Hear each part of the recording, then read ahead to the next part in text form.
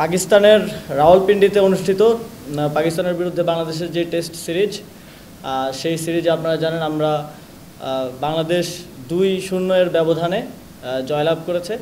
Cabinet উপদেষ্টা পরিষদের পক্ষ থেকে সকল খেলোয়াড়, কোচ, কর্মকর্তা ও বিসিবিকে শুভেচ্ছা ও অভিনন্দন জানিয়ে অভিনন্দন প্রস্তাব গৃহীত হয়েছে। আমাদের যে গণভবন আছে এই গণভবন কখনোই আসলে এর যে নাম গণভবন, গণর ভবন হয়ে উঠতে পারেনি।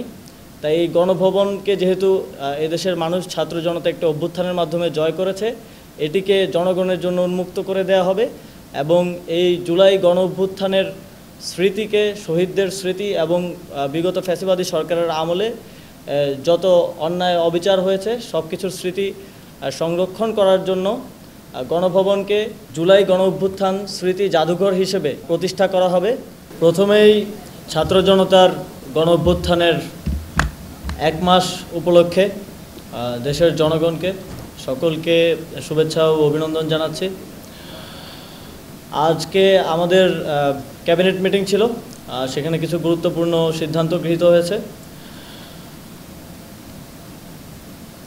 ক্যাবিনেট মিটিংয়েও গণ অভ্যুত্থানের 1 মাস উপলক্ষে ছাত্র জনতার অভ্যুত্থানের শহীদদের শ্রদ্ধা ভরে স্মরণ করা হয়েছে এবং যারা এখনও হাসপাতালে চিকিৎসারত অবস্থায় আছেন তাদের প্রতি সহমর্মিতা এবং তাদের সহযোগিতায় সরকার কিভাবে আরও ইফেক্টিভলি কাজ করতে পারে সে ব্যাপারে আলোচনা হয়েছে।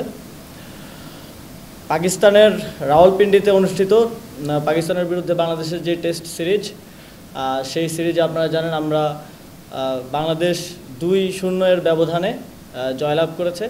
ক্যাবিনেট উপদেষ্টা পরিষদের পক্ষ থেকে সকল খেলোয়াড়, কোচ, কর্মকর্তা ও বিসিবিকে শুভেচ্ছা ও অভিনন্দন জানিয়ে অভিনন্দন প্রস্তাব গৃহীত হয়েছে। আপনারা জানেন যে জুলাই গণ অভ্যুত্থান, সেখানে আমরা আমাদের অনেক শহীদ হয়েছে এবং সেই শহীদদের তালিকা করা হচ্ছে। অতি সত্বর মাননীয় প্রধান উপদেষ্টা এবং উপদেষ্টা মণ্ডলীর সদস্যবৃন্দ শহীদ পরিবারের সাথে একটি সাক্ষাৎ করবেন, একটা শহীদ পরিবারদেরকে নিয়ে একটি সম্মেলন করার ব্যাপারে সিদ্ধান্ত গৃহীত হয়েছে। বর্তমান বন্যা পরিস্থিতিতে আপনারা জানেন পানি নামতে শুরু করেছে।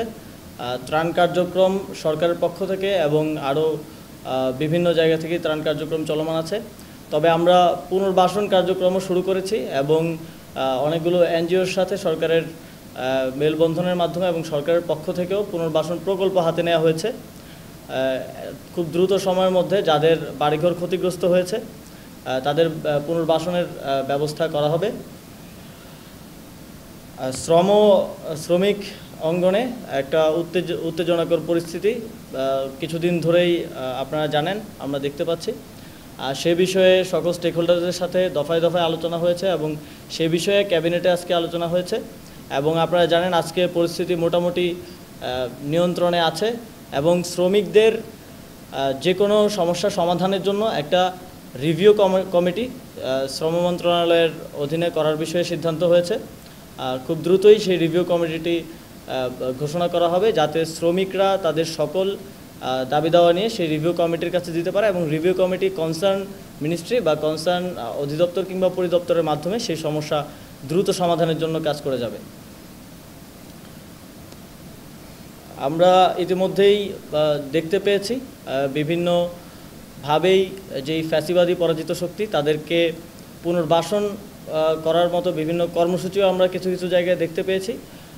এই বিষয়টি অবশ্যই যেহেতু আমরা ছাত্র জনতার অভ্যুত্থানের ভিত্তিতে গঠিত একটি সরকার, আমরা মনে করি বিচারের আগ পর্যন্ত, সম্পূর্ণ বিচার নিশ্চিত না হওয়া পর্যন্ত ফ্যাসিবাদীদের পুনর্বাসনের আর কোনো সুযোগ নেই।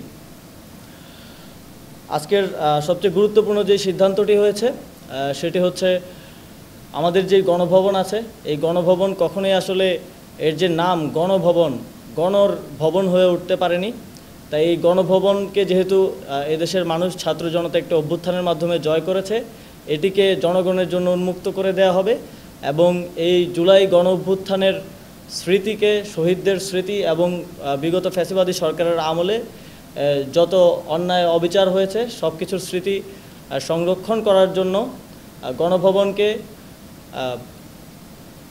জুলাই গণঅভ্যুত্থান স্মৃতি জাদুঘর হিসেবে প্রতিষ্ঠা করা হবে এবং খুব দ্রুতই এটা নিয়ে কার্যক্রম শুরু হবে। গণভবন যেই অবস্থায় আছে, জনগণ যেভাবে এটিকে অধিকার করেছে, এটিকে বিজয় করেছে, ঠিক সেই অবস্থাতেই রাখা হবে। এর মধ্যে ভেতরে আমরা একটি জাদুঘর প্রতিষ্ঠা করব, যাতে এই অভ্যুত্থানের স্মৃতি সংরক্ষিত থাকে। এ বিষয়ে আজকের উপদেষ্টা পরিষদের যেই বৈঠক, সেখানে সিদ্ধান্ত গৃহীত হয়েছে।